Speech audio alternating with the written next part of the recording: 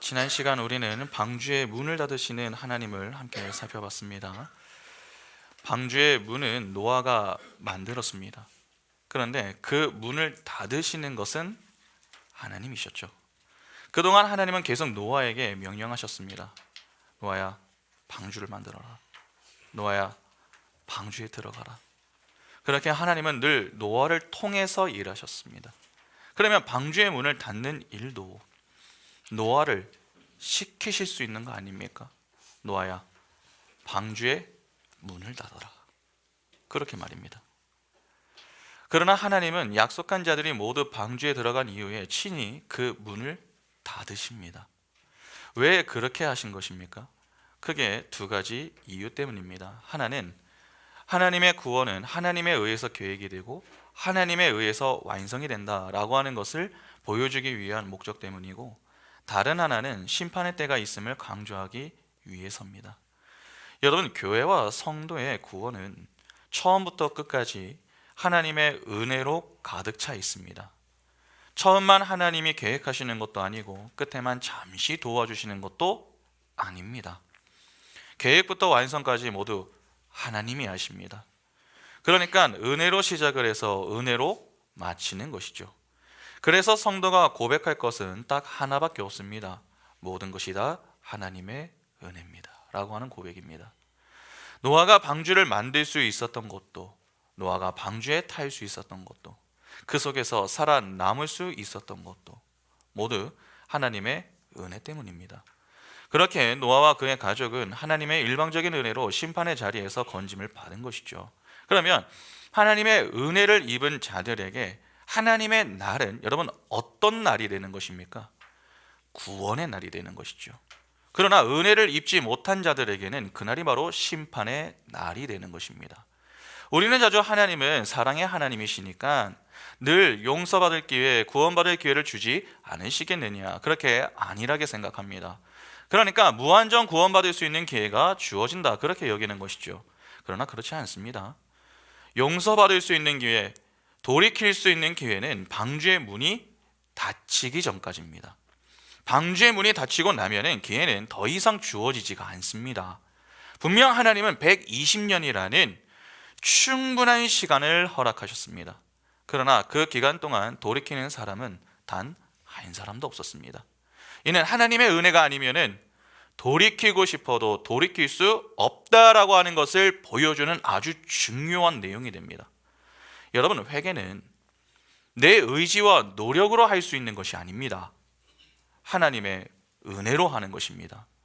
그런 점에서 성도는 하나님의 은혜를 늘 겸손히 구하고 감사함으로 구할 수 있어야 합니다. 왜냐하면 그 은혜가 우리를 살리는 것이기 때문에 그렇습니다. 한 번 은혜를 구하는 것으로 끝나는 게 아닙니다. 우리가 평생 구해야 하는 것, 그것이 바로 하나님의 은혜입니다. 그래서 성도는 교만할 수가 없는 것이죠. 성경은 교만을 패망의 선봉이다, 그렇게 교훈합니다. 하나님의 은혜를 구하지 않는 자는 교만한 자에 속합니다. 그래서 패망하는 것입니다. 그 모습을 잘 담고 있는 장면이 바로 오늘 본문입니다. 오늘 본문 보시면은 17절부터 보겠습니다. 홍수가 땅에 40일 동안 계속된지라 물이 많아져 방주가 땅에서 떠올랐고 물이 더 많아져 땅에 넘침에 방주가 물 위에 떠 다녔으며 물이 땅에 더욱 넘침에 천하의 높은 산이 다 잠겼더니 물이 불어서 15 규빗이나 오르니 산들이 잠긴지라 땅 위에 움직이는 생물이 다 죽었으니 곧 새와 가축과 들 짐승과 땅에 기는 모든 것과 모든 사람이라. 육지에 있어 그 코에 생명의 기운의 숨이 있는 것은 다 죽었더라. 지면의 모든 생물을 쓸어버리시니 곧 사람과 가축과 기는 것과 공중의 새까지라. 이들은 땅에서 쓸어버림을 당하였으되 오직 노아와 그와 함께 방주에 있던 자들만 남았더라. 물이 150일을 땅에 넘쳤더라. 자, 오늘 본문을 보면은 그렇게 노아를 조롱하며 회개하지 않았던 이들의 마지막을 어떻게 기록하고 있습니까? 그 코에 생명의 기운의 숨이 있는 것은 다 죽었다, 그렇게 기록하고 있습니다. 교만은 패망의 선봉이라는 말씀과 정확하게 일치하는 모습 아닙니까? 여러분, 교만한 자의 마지막은 죽음입니다. 기본적으로 교만은 죄 때문에 생겨난 것이죠. 그러니까 죄로 타락한 죄인은 모두 무엇을 가지고 있는 것입니까? 교만을 가지고 있는 것입니다. 죄의 삭은 사망입니다. 그래서 홍수 심판으로 모든 자가 다 죽었다라고 하는 내용이 나오는 것이죠. 하나님은 자기 백성에게 온전한 안식을 약속하셨습니다. 그래서 그 전에 청소를 먼저 하시는데 그 청소를 철저하게 하십니다. 그것이 바로 심판이죠. 23절을 보면은 그냥 지면을 쓸어버리셨다 그렇게 표현하지 않고 지면의 모든 생명을 쓸어버리셨다 그렇게 표현하고 있습니다. 이는 세상에 철저한 심판으로 택한 백성에게 온전하고 완전한 안식을 주시는 분, 그분이 바로 하나님이시다, 그것을 보여주는 것입니다. 그러면 이 모습을 보면서 우리는 이런 질문을 좀 던져볼 수가 있습니다. 이 사건이 확실하다면 하나님의 경고에 사람들이 경각심을 좀 가지고서 반응해야 하는 것 아닌가 하는 것입니다. 하나님의 경고와 그로 인한 심판이 정말 사실이라면 사람들이 이를 가볍게만 여기지 않으면 살 수 있는 것 아니냐 하는 것이죠. 적어도 하나님이 경고하실 때에 여러분 들으면 되는 것 아닙니까? 요나 3장 4절부터 한번 보시면 이렇게 말씀합니다. 요나가 그 성읍에 들어가서 하루 동안 다니며 외쳐 이르되 40일이 지나면 니느웨가 무너지리라 하였더니 니느웨 사람들이 하나님을 믿고 금식을 선포하고 높고 낮은 자를 막론하고 굵은 배 옷을 입은지라. 그 일이 니느웨 왕에게 들림에 왕이 보좌에서 일어나 왕복을 벗고 굵은 배 옷을 입고 제 위에 앉으니라. 왕과 그의 대신들이 조서를 내려 니느웨에 선포하여 이르되 사람이나 짐승이나 소떼나 양떼나 아무것도 입에 대지 말지니 곧 먹지도 말 것이요 물도 마시지 말 것이며 사람이든지 짐승이든지 다 굵은 베옷을 입을 것이요 힘써 하나님께 부르짖을 것이며 각기 악한 길과 손으로 행한 강포에서 떠날 것이라. 하나님이 뜻을 돌이키시고 그 진노를 그치사 우리가 멸망하지 않게 하시리라. 그렇지 않을 줄을 누가 알겠느냐 한지라. 하나님이 그들이 행한 것 곧 그 악한 길에서 돌이켜 떠난 것을 보시고 하나님이 뜻을 돌이키사 그들에게 내리리라고 말씀하신 재앙을 내리지 아니하시니라. 요나가 니느웨에 가서 하나님의 심판을 선포하자 여러분 그곳 사람들이 회개를 하죠. 그러자 하나님이 어떻게 하십니까? 뜻을 돌이키셔서 그들에게 내리겠다고 하신 그 재앙을 내리지 않으셨습니다. 그러니까 하나님이 심판의 예고를 주실 때에 경각심만 가지면은 이런 모습을 기대할 수 있는 것 아니냐는 것이죠. 그러나 역사를 보면 어떻습니까? 늘 똑같은 모습입니다. 노아의 때나 그 후나 별반 차이가 없습니다. 예수께서 최후의 심판을 예고하실 때에 언급하는 두 사건이 있습니다. 바로 노아의 홍수 심판과 소돔과 고모라의 심판 이야기입니다. 마태복음 10장 15절 보시면 내가 진실로 너희에게 이르노니 심판 날에 소돔과 고모라 땅이 그 성보다 견디기 쉬우리라. 마태복음 11장 23절과 24절에 가버나움아 내가 하늘에까지 높아지겠느냐 음부에까지 낮아지리라. 내게 행한 모든 권능을 소돔에서 행하였더라면 그 성이 오늘까지 있었으리라. 내가 너희에게 이르노니 심판 날이 소돔 땅이 너보다 견디기 쉬우리라 하시니라. 마태복음 24장 34절부터도 한번 좀 보겠습니다. 내가 진실로 너희에게 말하노니 이 세대가 지나가기 전에 이 일이 다 일어나리라. 천지는 없어질지언정 내 말은 없어지지 아니하리라. 그러나 그 날과 그때는 아무도 모르나니 하늘의 천사들도 아들도 모르고 오직 아버지만 아시느니라. 노아의 때와 같이 인자의 임함도 그러하리라. 홍수 전에 노아가 방주에 들어가던 날까지 사람들이 먹고 마시고 장가들고 시집가고 있으면서 홍수가 나서 그들을 다 멸하기까지 깨닫지 못하였으니 인자의 임함도 이와 같으니라. 그때에 두 사람이 밭에 있음에 한 사람은 데려가고 한 사람은 버려둠을 당할 것이요 두 여자가 맷돌질을 하고 있음에 한 사람은 데려가고 한 사람은 버려둠을 당할 것이니라. 그러므로 깨어있으라. 어느 날에 너희 주가 임할는지 너희가 알지 못함이니라. 여러분 여기 보면은 예수는 구약의 두 사건을 언급합니다.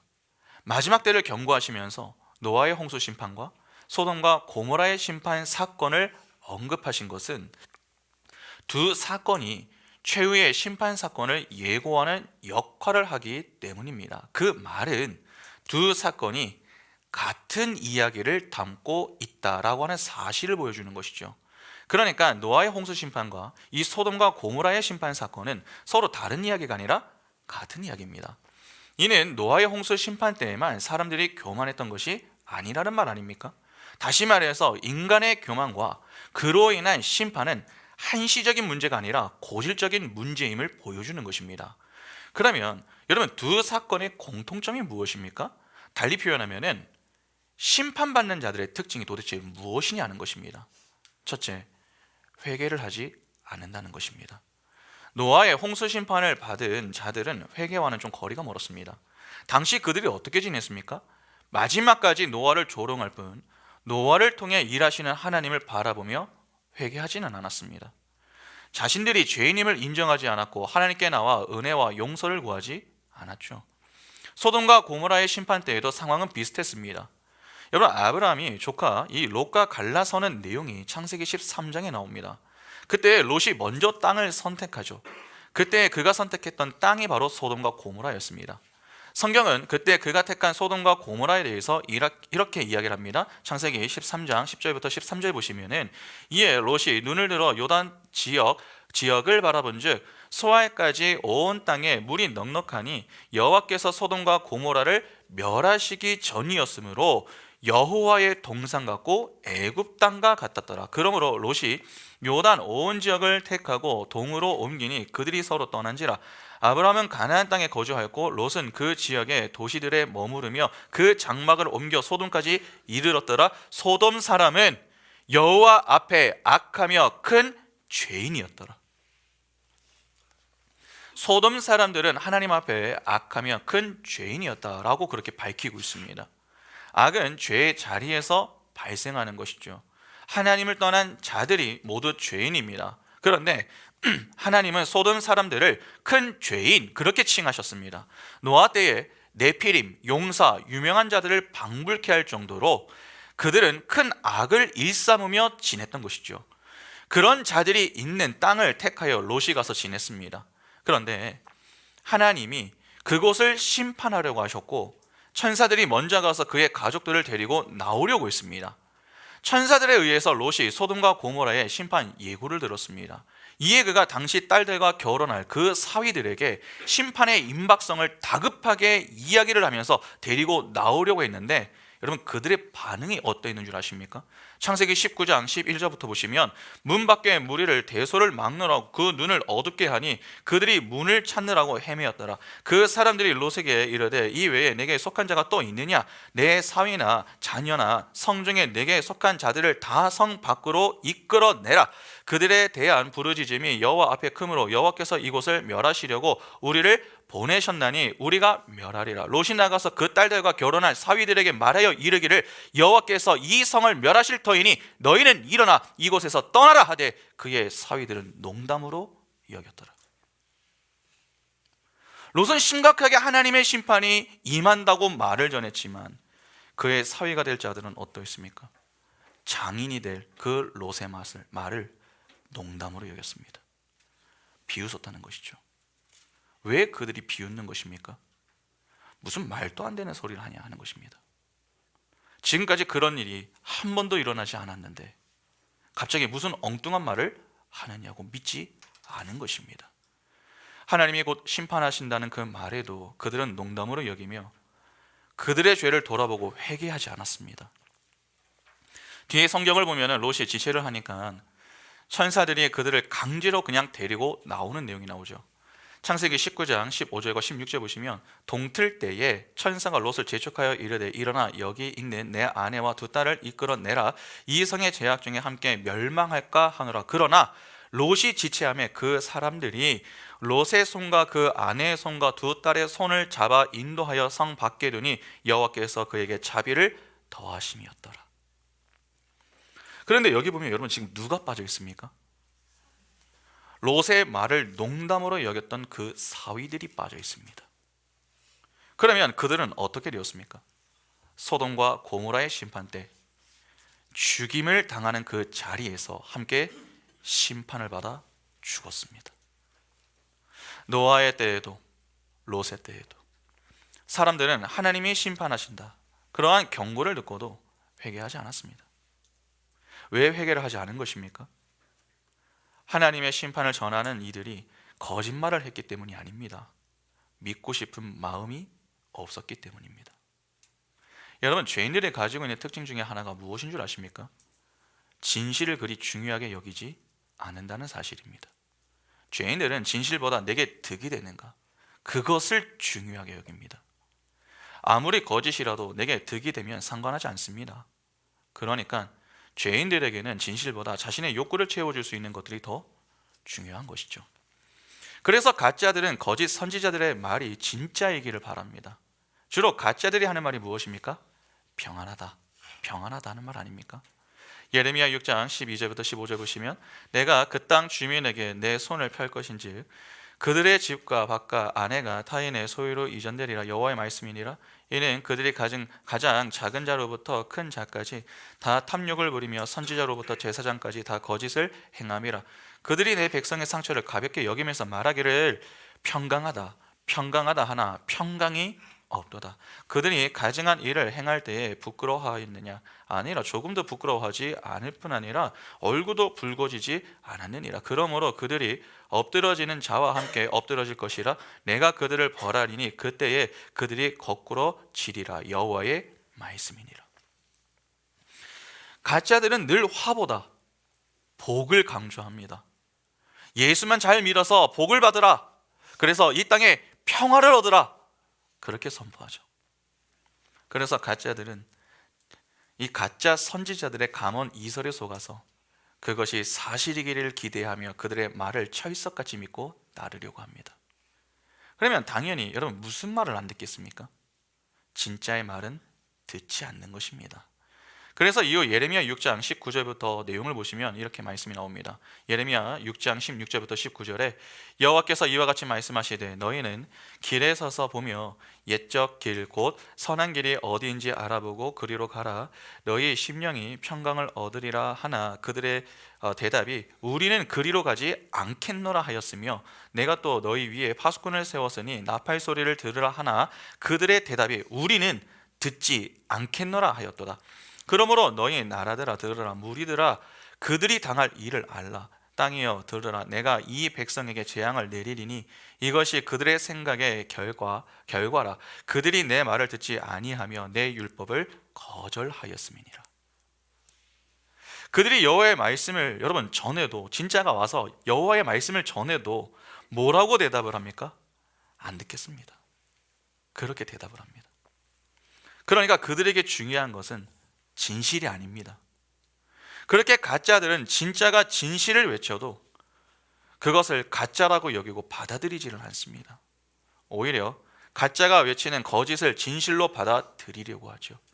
소위 믿고 싶은 것만 골라서 믿고 싶어 하는 것입니다.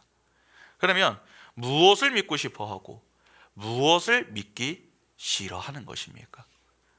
내게 좋은 것은 믿고 내게 좋지 않은 것은 믿지 않는 것이죠.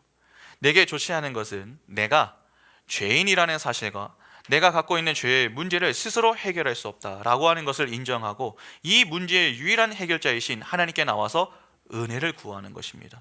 그래서 그런 자들은 자기를 부인하지 못합니다. 자기를 부인하지 못하기 때문에 회개를 하지 못합니다. 그러니까 죄인이 끝까지 내려놓지 못하는 것은 다름 아닌 자기 자존심인 것입니다. 그렇게 자존심을 끝까지 고집하며 교만의 자리에서 내려오지 않는 자들이 바로 하나님의 심판을 당하는 것입니다. 그런데 아마 누군가는 이런 반문을 하실지 모르겠습니다. 목사님, 경험이 없기 때문에 믿지 못하는 것 아닙니까? 사람은 경험을 하면 조심하게 되는데 경험이 없어서 그들의 말을 믿지 않았다, 그렇게 볼 수도 있는 것 아니겠습니까? 하는 것이죠. 그러나 정말 그렇습니까? 경험이 없어서 죄인들이 하나님의 경고를 무시하는 것입니까?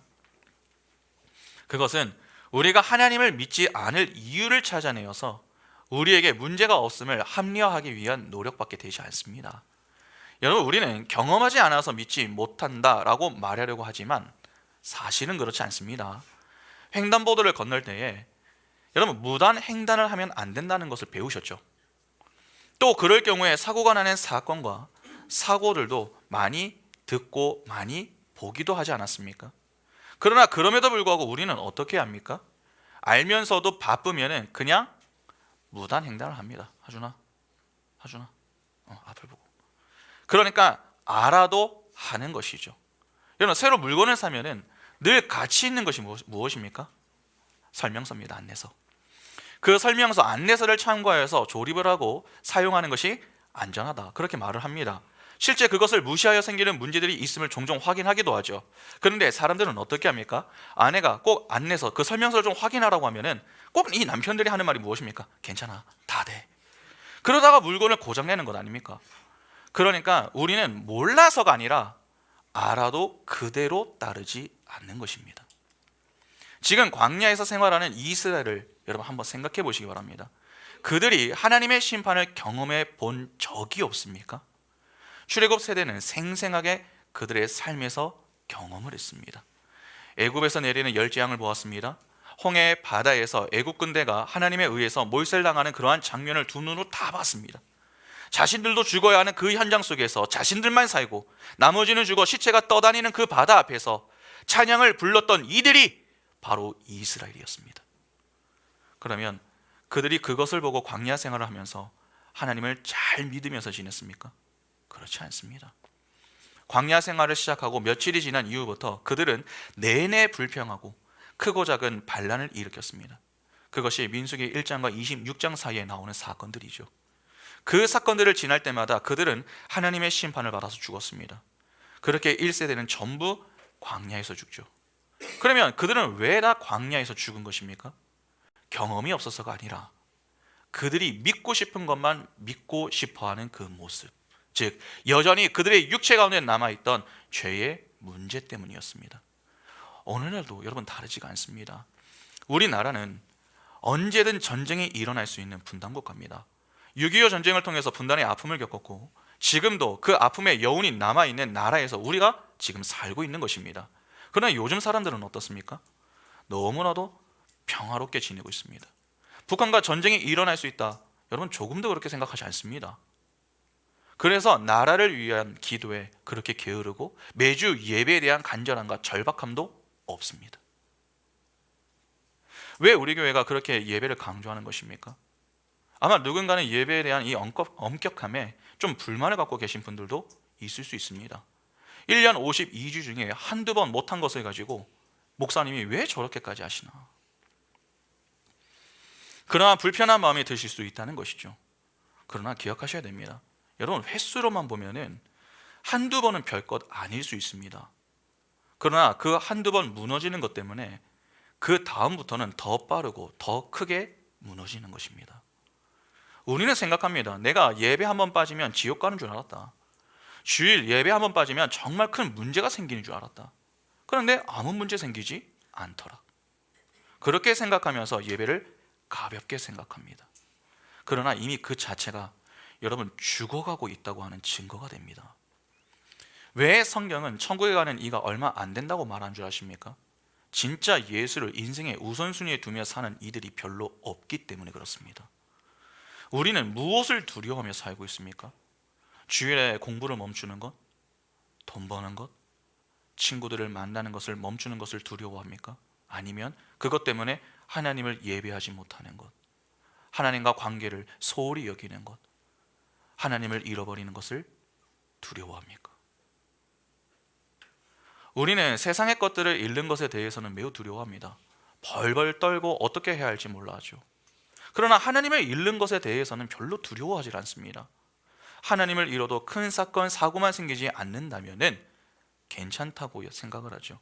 그러다가 어떤 큰 문제를 만나면 그때서야 하나님을 찾아 나와 하나님 좀 도와주세요, 그렇게 요구합니다. 그러면 그런 자들은 왜 하나님을 찾는 것일까요? 하나님을 수단 삼아서 내가 원하는 것을 얻어내기 위한 심보인 것입니다. 하나님이 인생의 목적이 아닙니다. 그래서 하나님을 잃는 것에 대해서 두려움이 없습니다. 그리고 그것을 심각한 문제라고 여기지도 않죠. 그것을 심각한 문제라고 여기는 사람은 여러분 예배를 가볍게 해라 그렇게 말을 해도 그렇게 할 수가 없는 것입니다. 다윗을 한번 보시기 바랍니다. 그는 왕이었지만 무엇을 가장 두려워했습니까? 영토를 잃는 것을 두려워하지 않았습니다. 왕위를 잃는 것을 두려워하지 않았습니다. 그의 인기를 잃는 것을 두려워하지 않았습니다. 하나님을 잃는 것을 두려워했습니다. 그래서 그가 회개할 때에 하나님께 용서해 달라고만 간구한 것이 아니라 그 외에 무엇을 요구합니까? 시편 51편 10절과 11절에 하나님이여 내 속에 정한 마음을 창조하시고 내 안에 정직한 영을 새롭게 하소서. 나를 주 앞에서 쫓아내지 마시며 주의 성령을 내게서 거두지 마소서. 다윗이 범죄한 이후에 가장 두려워했던 것은 딱 하나였습니다. 혹시 하나님이 나를 떠나가시면 어떻게 하는가? 그거였습니다. 이 땅에서 그가 소유하던 것을 잃는 것보다 하나님을 잃는 것을 더 두려워했던 자, 그 자가 바로 다윗이었습니다. 왜 그가 땅의 것들보다 여러분 하나님을 잃는 것을 더 두려워했습니까? 왜 그렇게 절박하게 하나님께 성령을 거두지 말아주세요 그렇게 간구하는 것입니까? 하나님이 없으면 모든 것은 아무 의미가 없다라고 하는 사실을 그가 너무나도 잘 알았기 때문에 그렇습니다. 이러한 정신과 마음가짐을 가지고 사는 게 여러분 정상입니다. 실수를 하지 않는 것이 아니라 실수를 할 때마다 하나님의 은혜 앞에 나와서 나는 하나님의 은혜가 아니면 안 됩니다. 그러한 절박함과 간절함을 가지고 사는 자들이 바로 성도와 교회여야 한다는 것입니다. 그런데 우리에게는 그러한 모습이 없습니다. 영적으로 깨어 하나님과 더 친밀한 교제를 나누려고 하는 것이 아니라 그냥 잠들어 있습니다. 철학적으로 표현하면 낙관론적 사고를 갖고 사는 것입니다. 괜찮아, 다 잘 될 거야, 그렇게 여기며 산다는 것입니다. 그러나 기억하셔야 됩니다. 신앙의 가장 큰 적은 다른 것이 아닙니다. 게으름이고 나태함입니다. 게으르면 나태해집니다. 그러면 몸은 편할 수 있습니다. 그러나 내 영은 죽는다는 사실을 아셔야 됩니다. 그리고 경험과 더불어 또 하나 오해하지 말아야 할 내용이 있습니다. 하나님이 경고를 보여주시면 우리가 경각심을 더 갖지 않겠느냐 그렇게 생각하시는 분들이 종종 있습니다. 그러나 그 또한 그렇지 않습니다. 우리는 자꾸 하나님이 심판의 예고를 강도를 높여서 보여주시면 그것을 믿고 준비할 것이다 그렇게 생각합니다. 그러나 죄인들은 하나님의 경고를 보면서 회개하고 방주에 들어갈 준비를 하는 것이 아니라 방주에 들어가지 않을 이유를 더 찾는다는 사실을 아셔야 됩니다. 다시 말해서 아무리 하나님이 경고를 보여주셔도 더 깊은 잠에 빠진다는 것이죠. 그래서 결국 그런 자들은 하나님의 최종 심판을 받는 자리에 섭니다. 이를 잘 보여주는 대표적인 인물이 여러분 출애굽기에 나오는 바로 왕입니다. 애굽 왕. 애굽에 열재앙이 내린 이유가 무엇 때문입니까? 바로의 마음이 완고해졌기 때문입니다. 나일강이 피로 변하는 여러분 첫 재앙부터가 심상치가 않았습니다. 그런데 그럴 때에 바로가 시도했던 것이 무엇인 줄 아십니까?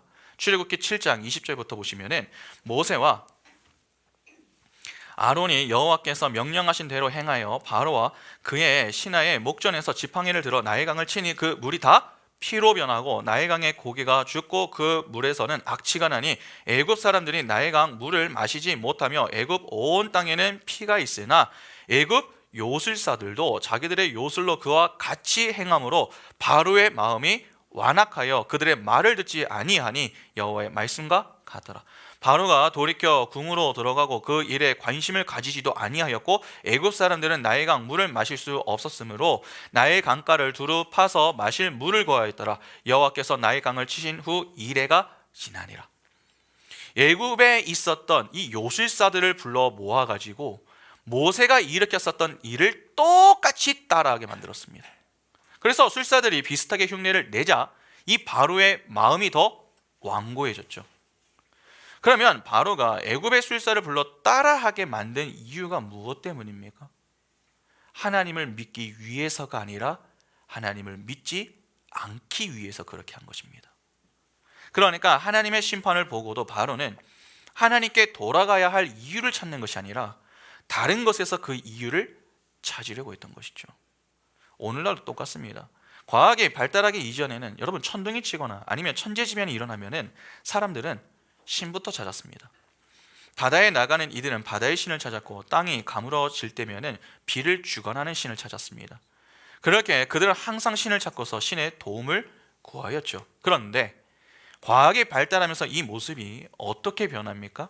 천둥이 치는 이유는 이런저런 이유 때문이다. 이 온난화가 심해지면은 사람들이 자연을 훼손하고 연료를 무분별하게 써서 그렇다. 그렇게 자꾸 다른 원인들을 찾아내기만 할 뿐 하나님이 주시는 경고의 메시지에는 관심을 두질 않습니다.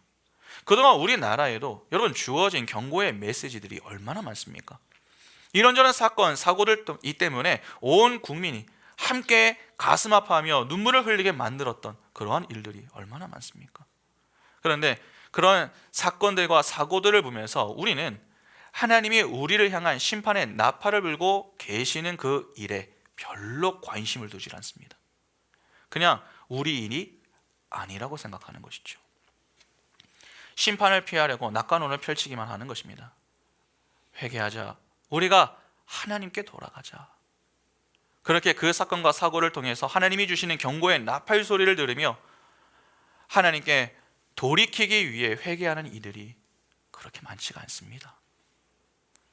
여전히 그런 경고의 메시지를 주고 계심에도 불구하고 우리는 우리의 안위와 행복, 쾌락에만 관심을 두고서 하나님께 나와서 하나님 이거 해주세요, 저거 해주세요, 그러한 간구만 할 뿐입니다. 그러니까 이 시대는 회개하지 않는 시대다. 여러분 그렇게 봐도 거의 틀리지가 않습니다. 회개를 선포하면 오히려 교인들이 교회를 떠납니다. 그리고 복을 선포하는 교회를 찾아가서 그 설교를 들으면서 아멘, 아멘, 그렇게 이 땅의 복을 받으려고 안간힘을 쓰죠. 하나님이 경고를 보여주신다고 사람들이 경각심을 가지고 준비하는 것이 아닙니다. 아무리 하나님이 경고를 하셔도 죄인들은 더 깊은 잠에 빠집니다. 그런 점에서 우리가 하나 기억해야 할 것이 있습니다. 성도가 하나님의 말씀을 들으면서 회개할 수 있다라고 하는 사실은 큰 복이라는 사실을 아셔야 됩니다. 인정할 줄 아는 게 복입니다. 죄인은 절대로 인정을 하지 않습니다. 자녀들이 제일 하지 못하는 것이 무엇입니까? 자기 잘못을 인정하지 않는 것이죠. 여러분 부모가 무엇을 좀 지적을 합니다. 그러면 이상하게 자녀들은 지적하는 그 부모를 향해서 자신은 잘못이 없다 그렇게 이야기하면서 끝까지 우깁니다. 그러다가 이제 매가 등장하면 그때부터 뭐라고 합니까? 싹싹싹싹 빌면서 이제 뭐라고 합니까? 내가 잘못했다고, 다시 그렇게 하지 않겠다고 그때부터 용서를 구합니다. 그러나 여러분 이미 부모의 손에 매가 들린 이후부터는 소용이 없습니다. 일단 몇 대 맞아야 되는 거죠. 죄인이 하나님 앞에서 보이는 모습이 바로 이와 같다는 것입니다. 죄인은 끝까지 하나님 앞에서 우깁니다. 나는 틀린 게 아닙니다. 나는 다른 것입니다. 그렇게 말이죠. 그러나 하나님 앞에서 죄인의 그러한 주장은 여러분 다른 것이 아니라 틀린 것입니다. 왜냐하면 모든 기준은 인간이 아니라 하나님이시기 때문에 그렇죠. 미련한 자들은 끝까지 기회를 줘도 잡지 못합니다. 이스라엘이 그러했죠. 하나님이 아브라함과 언약을 맺을 때에 하신 말씀이 있습니다.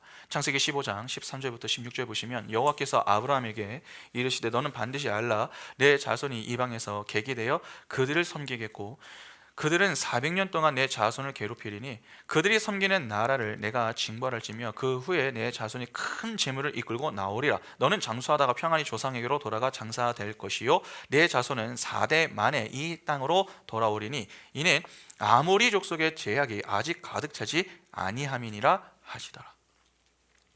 하나님이 이후에 아브라함에게 그의 자손들이 400년 동안 애굽에서 지내고 그 이후에 나올 것이다 그러한 말씀을 주셨습니다. 그리고 그들이 하나님이 이 약속하신 땅에 들어가는데 그 땅에 있는 이들이 심판을 받을 것을 그렇게 예고하시죠. 그런데 그들이 왜 심판을 받는다고 합니까? 그들의 악 때문에 심판을 받는다고 합니다. 실제 요셉 이후에 이스라엘은 애굽에서 430년 동안 종살이를 했습니다. 그리고 모세에 의해서 출애굽을 하고 이 여호수아의 인도를 통해서 가나안 땅을 점령하기 시작하죠. 당시 가나안 땅은 빈 땅이 아니었습니다. 가나안 족속들이 살고 있던 땅이었죠. 전쟁이라고 하는 것은 결국 승자와 패자로 나뉘게 됩니다. 그러면 승자는 그 땅을 취하게 되지만 패자는 그 땅을 잃게 되는 것 아닙니까?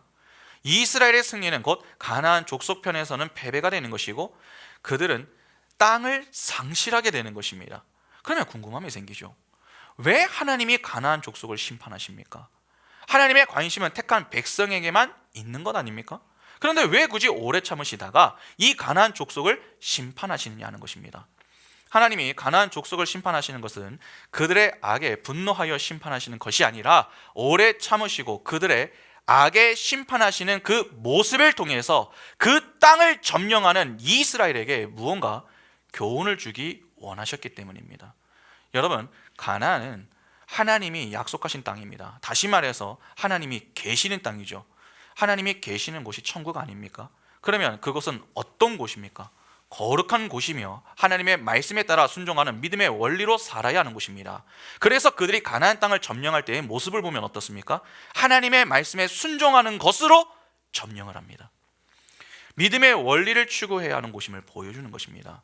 그들이 하나님의 말씀에 순종했을 때 전쟁에서 승리를 거두지만 그렇지 않았을 때에는 패배를 했습니다. 그것이 바로 아이성 전투의 패배입니다. 그러니까 하나님은 이스라엘에게 가나안 전쟁을 통해서 분명한 교훈을 주기를 원하셨던 것이죠. 하나님의 말씀에 순종하면 이 땅에서 승리와 영광을 누리며 살겠으나 그렇지 않을 때에는 너희도 저들과 같이 악으로 인한 심판을 받아 땅을 잃게 될 것이다. 그것을 가르치고 싶으셨던 것입니다. 그런데 그 교훈을 그들이 삶으로 경험하고도 여러분 이후에 그들이 어떻게 지냈습니까? 하나님이 주신 교훈을 그대로 지키면서 산 것이 아니라 무시하면서 지냈습니다. 그렇게 해서 보낸 시대가 바로 사사시대입니다. 사람이 각기 자기의 소견대로 살던 그 시대. 여러분 그 시대가 바로 사사시대죠. 그런데 이후에 하나님은 사울과 다윗과 솔로몬을 차례대로 왕으로 세우시면서 하나님을 경외하지 않을 때와 경외할 때의 차이를 보여주시면서 하나님을 경외할 때에 그 나라가 얼마나 번영하는가 하는 것을 경험케 하셨습니다. 그러다가 솔로몬 이후에 통일 왕국이 분열 왕국으로 나뉘게 되죠. 솔로몬이 하나님의 말씀을 무시하고 지속적으로 죄를 범하자 심판의 신호탄으로 나라를 둘러 쪼개신 것입니다. 그 쪼개짐 속에서 이스라엘은 하나님의 언약과 경고를 동시에 생각할 수 있어야 했습니다. 그리고 다시 회개하여 하나님께 돌아와 하나님이 통치하시는 나라가 되기를 힘써야 했던 것이죠. 그러나 시간이 지날수록 두 나라 모두 엉망이 되었습니다. 하나님은 끊임없이 그런 두 나라의 문제점을 지적하기 위하여서 수많은 선지자들을 보내어 책망하셨습니다. 그러나 듣지를 않았습니다. 그래서 주전 722년에 북이스라엘이 먼저 아수르에 의해서 멸망을 하고 이후에 주전 586년에 남유다가 바벨론에 의해서 멸망을 당하죠. 가끔 하나님이 어떻게 택한 백성에게 그렇게 가혹한 벌을 주실 수 있느냐, 그렇게 말씀하시는 분들도 있지만 여러분 이는 하나님이 너무한 게 아닙니다. 하나님의 수많은 경고를 무시한 이스라엘에게 문제가 있는 것입니다. 또한 하나님은 감정에 따라 반응하여 그들을 멸망케 하신 것도 아닙니다. 하나님이 하신 약속에 따라 그들의 땅을 상실하게 만드신 것이죠. 그러니까 하나님은 약속대로 움직이신 것입니다. 어떠한 면에서 하나님은 이스라엘을 이 가나안 땅에 들어가게 하시면서부터 두 나라가 멸망하기 이전까지 오래 참으시며 그들이 돌이킬 수 있는 많은 기회를 제공해 주신 분이십니다. 그 기회를 살리지 못했던 것은 북이스라엘과 남유다였습니다. 그러니까 하나님의 심판 앞에 두 나라가 여러분 할 수 있는 말은 아무것도 없는 것이죠. 이처럼 성경은 같은 이야기를 반복적이며 점진적으로 보여줍니다. 여러분 노아의 홍수 심판 이야기를 가볍게 보시면 안 됩니다. 왜냐하면 이 이야기는 오늘날 우리가 살고 있는 지금 이 시대에도 그대로 진행되는 이야기이기 때문에 그렇습니다. 하나님은 마지막 때에 심판을 하십니다. 그 심판은 다른 곳에서 이루어지는 것이 아닙니다. 서로 다른 곳에서 따로 심판을 받는 게 아닙니다. 같은 곳에서 받습니다. 오늘 본문을 보면 홍수 심판을 다 각기 따로 받습니까? 아니죠. 그들이 함께 살고 있던 그 땅에서 모두가 함께 심판을 받았습니다. 방주문이 닫히고 홍수가 40일 동안 계속되었습니다. 산이 다 잠겨서 방주가 떠 다닐 정도가 됐죠. 창세기 7장 12절에 40주야를 비가 땅에 쏟아져더라. 끊임없이 비가 쏟아진 겁니다. 그래서 하늘에서 내린 비가 땅에 있는 물을 만나 물이 차 오른 것입니다. 둘째 날 하나님이 궁창을 나누신 것이 다시 하나로 합쳐지는 그림입니다. 위의 물과 아래의 물이 하나가 되었습니다. 여러분, 그것이 홍수 심판입니다. 물과 바다는 하나님의 저주와 심판을 상징한다라고 말씀을 드렸습니다. 그러니까 지금 하나님의 저주와 심판 아래 모든 자들이 다 죽은 것이죠. 하나님의 심판을 피할 수 있는 존재는 없습니다. 22절과 23절에서 하나님이 그 땅을 다 쓸어버리시자 육지의 생명의 기운이 숨이 있는 것은 다 죽었다, 그렇게 표현했습니다. 그런데 이 물에 대해서 여러분, 베드로는 이렇게 이야기를 합니다. 베드로전서 3장 21절에 물은 예수 그리스도께서 부활하심으로 말미암아 이제 너희를 구원하는 편이 곧 무엇입니까? 세례라. 이는 육체의 더러운 것을 제하여 버림이 아니요 하나님을 향한 선한 양심의 강군이라. 자, 지금 베드로가 물을 뭐라고 하죠? 세례라고 이야기합니다. 노아의 홍수 심판과 비슷한 그림을 보여주는 것이 홍해의 도화 사건입니다. 그들이 사해 바다를 건넜습니다. 사해, 여러분, 죽음의 바다죠. 이에 대해서 바울 역시 이렇게 이야기를 합니다. 고린도전서 10장 1절과 2절 보시면, 형제들아, 나는 너희가 알지 못하기를 원하지 아니하노니 우리 조상들이 다 구름 아래에 있고 바다 가운데 지나며 모세에게 속하여 다 구름과 바다에서 무엇을 받습니까?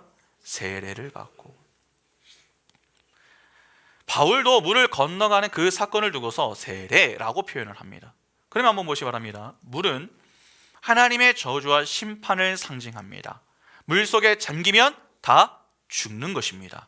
그런데 같은 물 속에 잠기면서도 누군가는 죽고 누군가는 사는 이들이 있습니다. 누가 죽고 누가 사는 것입니까? 끝까지 하나님 앞에서 자신의 그 자존심을 지키면서 교만했던 자들, 즉 하나님의 경고를 끝까지 무시하고 회개하지 않은 자들이 전부 물 속에 잠겨 죽었습니다. 노아의 방주에 들어가지 않은 이들이 다 죽지 않았습니까? 그러나 믿음으로 120년 동안 사람들의 조롱 앞에서도 방주를 짓고 비가 내리지 않을 그때에 방주에 들어가라는 하나님의 말씀에 순종하여 방주에 타고 있던 노아와 그의 가족들, 그리고 짐승들은 어떻게 되었습니까? 죽지 않고 살았습니다. 홍해 도화 사건도 보시기 바랍니다. 홍해 바다를 건너라는 말씀에 믿음으로 순종한 이스라엘은 죽음의 바다에서 죽지 않고 살아나왔습니다. 그런데 성경은 그들이 그 바다를 건널 때에 그들이 마른 땅에서 걸어서 나왔다, 그렇게 말씀합니다. 출애굽기 14장 21절 보시면, 모세가 바다 위로 손을 내밀매 여호와께서 큰 동풍이 밤새도록 바닷물을 물러가게 하시니 물이 갈라져 바다가 마른 땅이 된지라. 지금 그들이 건너고 있는 곳은 바다 한가운데입니다. 바다가 양쪽으로 기둥을 만들어 세워지면 여러분, 그 땅은 어떻게 되는 것입니까? 물기가 조금 남아있는 갯벌이 되는 것이죠. 그러나 성경은 마른 땅이 되었다라고 했습니다. 불가능을 가능케 하시는 하나님의 능력을 강조하는 것입니다.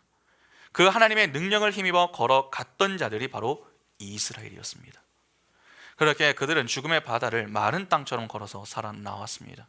그러나 그것에 이슬을 잡기 위해서 들어온 애굽 군대는 그 자리에서 모두 죽었습니다. 여기서 우리는 중요한 사실을 하나 발견할 수 있습니다. 우리는 세례를 그냥 예식 중에 하나 정도로만 생각을 하지만 사실 세례는 어떠한 면에서 참으로 무서운 것입니다. 세례라고 하는 것은 하나님을 믿는 자들에게는 거듭나는 사건이 되지만 하나님을 믿지 않는 이들에게는 죽는 사건이 됩니다. 성경에서 말하는 세례란 물에 잠겨서 변하는 것을 뜻합니다. 그러니까 세례의 초점은 물에 잠그는 것에 있는 것이 아니라, 잠기는 것에 있는 것이 아니라 물에 잠겨서 변하는 것에 있는 것입니다. 그러니까 물에 의해서 옛사람은 죽고 새 사람으로 거듭나는 것, 그것이 세례입니다. 그러면 생각해 보시기 바랍니다. 여러분, 옛사람은 죽어야 합니다. 왜 옛사람이 죽어야 합니까? 죄를 가지고 있기 때문입니다. 그 물은 죄를 씻어내는 것입니다. 죄를 죽인다는 것이죠. 하나님은 우리를 부르실 때에 그냥 적당한 교육이나 훈련 정도로 개조를 시켜서 사용하시는 분이 아닙니다. 완전히 죽여서 새로운 존재로 만들어서 사용하십니다. 그것이 세례가 담고 있는 의미입니다. 그래서 세례는 내가 예수 안에서 죽고 새로 사는 것, 새로 사는 것. 이제는 내 인생의 주인이 내가 아니라 예수임을 고백하면서 나는 앞으로 하나님의 영광을 위해서 살겠다라고 하는 신앙을 고백하는 자리가 여러분 세례를 받는 자리입니다. 그러면 옛사람에 머물러 있는 상태에서 세례를 받게 되면 어떻게 되겠습니까? 여전히 나는 주를 위해서 살 생각이 없습니다. 나는 하나님의 영광을 위해 살기보다는 내 영광을 취하며 살 것입니다. 그런 자들이 세례를 받으면 어떻게 되느냐는 것입니다. 죽는 것입니다. 그런데 예수를 믿어 예수를 영접하는 자, 즉 예수와 연합하여 예수를 인생의 구주로 모시며 사는 자들은 어떻게 됩니까? 옛사람은 죽고 새 사람이 됩니다. 그러면 궁금하지 않으세요? 우리는 스스로 죄의 문제를 해결할 수 있습니까? 없습니다. 하나님의 심판에서 벗어날 수 있는 존재가 우리죠. 벗어날 수 없는 존재. 본래라면 우리도 하나님의 저주와 심판의 물에 빠져 죽어야 하는 자들입니다. 그런데 그 심판의 물에 다른 이들은 다 빠져서 죽을 때에 우리는 죽지 않고 살아남을 수 있는 것, 그건 도대체 무엇 때문입니까?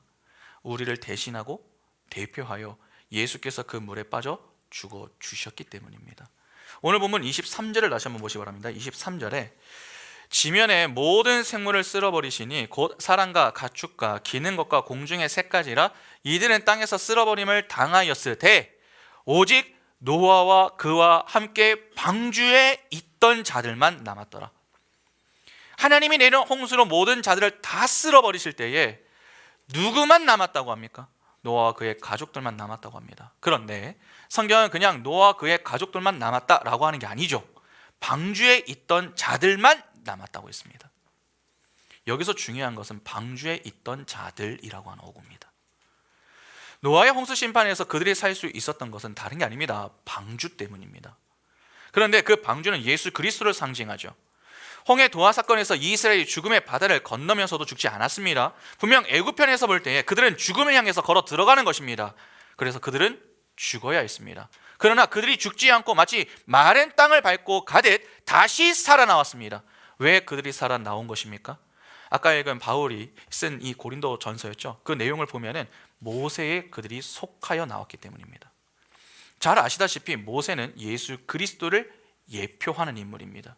그러니까 노아의 방주나 모세는 모두 예수 그리스도를 가리키는 것입니다.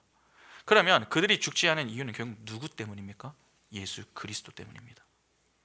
우리가 하나님의 심판과 저주를 상징하는 물에 빠지지 않고 물 위를 걸으며 마른 땅처럼 걸을 수 있는 것은 하나님이 우리를 기특하게 여겨주셔서가 아닙니다.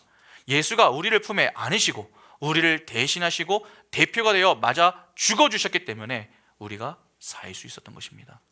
그러니까 우리가 산 것은 우리가 예수의 품에 있기 때문인 것입니다.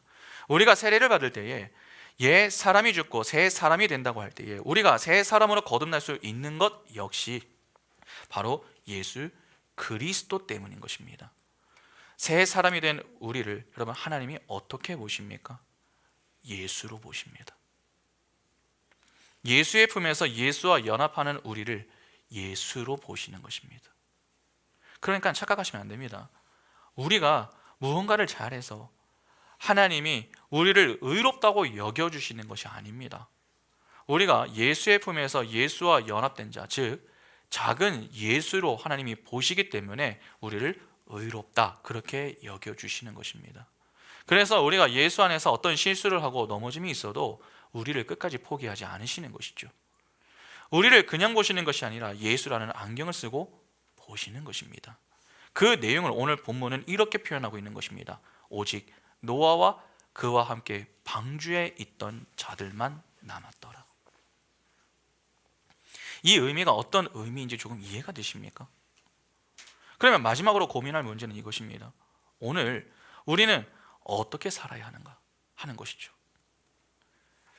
두 가지 정도를 좀 생각해 볼 수가 있습니다. 첫째, 미련한 자리에 서지 않도록 주의하는 것입니다.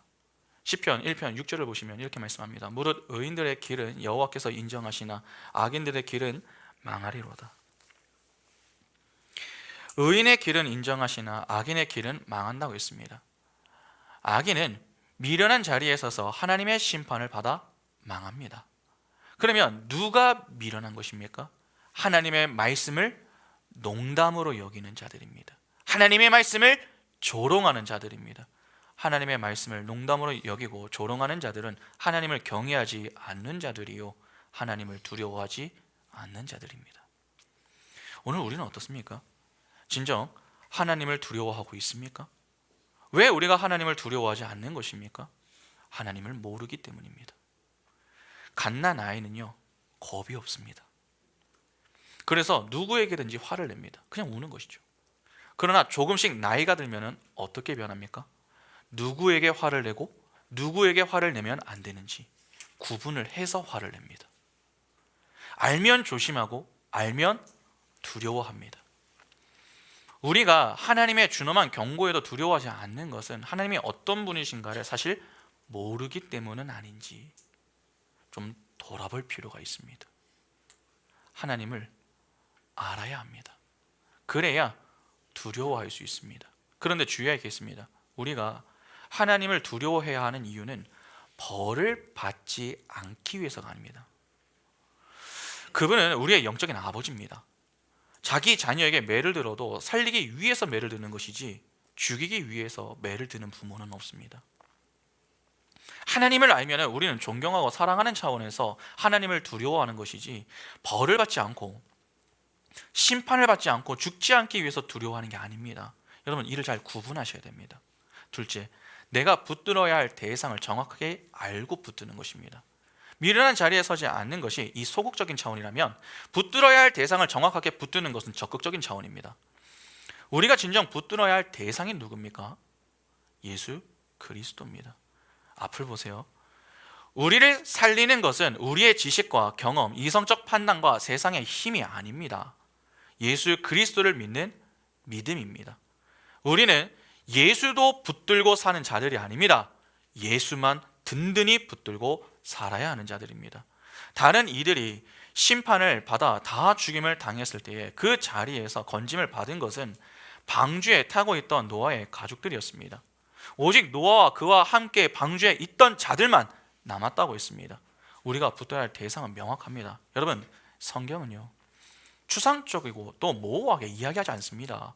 매우 명쾌하게 이야기합니다. 우리가 믿어야 할 대상이 누굽니까? 예수 그리스도입니다. 우리가 붙들어야 할 대상이 누굽니까? 예수 그리스도입니다. 왜 예수를 믿고 예수를 붙들어야 합니까? 그분만이 우리의 유일한 구원자가 되시기 때문입니다. 그분만이 우리의 유일한 소망이기 때문입니다. 사도행전 4장 12절에 다른 이로서는 구원을 받을 수 없나니 천하 사람 중에 구원을 받을 만한 다른 이름을 우리에게 주신 일이 없음이라 하였더라. 히브리서 12장 2절에 믿음의 주여 또 온전하게 하시는 이인 예수를 바라보자. 그는 그 앞에 있는 기쁨을 위하여 십자가를 참으사 부끄러움을 개의치 아니하시더니 하나님 보좌 우편에 앉으셨느니라. 이 땅에서 우리의 믿음을 지키며 산다라고 하는 것은 계란으로 바위치기를 하는 것과 같습니다. 우리가 미치는 영향보다 영향을 받는 게 여러분 훨씬 더 많습니다. 그러나 하나님은 그런 우리를 위해서 주시는 말씀이 있습니다. 로마서 12장 2절에 너희는 이 세대를 본받지 말고 오직 마음을 새롭게 함으로 변화를 받아 하나님의 선하시고 기뻐하시고 온전하신 뜻이 무엇인지 분별하도록 하라. 로마서 12장 19절부터 21절에 내 사랑하는 자들아 너희가 친히 원수를 갚지 말고 하나님의 진노하심에 맡기라. 기록되었으되 원수 갚는 것이 내게 있으니 내가 갚으리라고 주께서 말씀하시느니라. 내 원수가 줄이거든 먹이고 목마르거든 마시게 하라. 그리함으로 내가 숯불을 그 머리에 쌓아 놓으리라. 악에게 지지 말고 선으로 악을 이기라. 여러분 이 시대는 분별을 해야 하는 시대입니다. 세상은 악으로 선을 자꾸 이기려고 하죠. 그러나 우리는 바울이 이야기한 대로 선으로 악을 이겨야 하는 자들입니다. 그래서 우리가 붙들어야 할 대상이 누구인 것입니까? 진정한 선이신 예수 그리스도인 것입니다. 하나님이 우리를 존귀하게 여기십니다. 그 방주에 탑승한 우리는 죽지 않습니다. 살아남은 자들입니다. 예수의 품에서 예수와 연합한 자로 사는 것, 그것이 진짜 복입니다. 우리 인생의 유일한 구원자이신 그 예수를 믿으시기 바랍니다. 우리 인생의 유일한 소망이신 그 예수를 든든히 붙드시기 바랍니다. 그리하여 악에게 지지 말고 선으로 악을 이기는 인생으로 하나님의 때에 다른 이들에게는 그 날이 심판과 저주의 날이 되어도 저도 우리에게는 구원과 그로 인한 기쁨의 날이 되어서 구원의 하나님께 찬미로 영광을 돌리는 복된 인생이 다 될 수 있기를 간절히 소망합니다. 함께 찬양하겠습니다.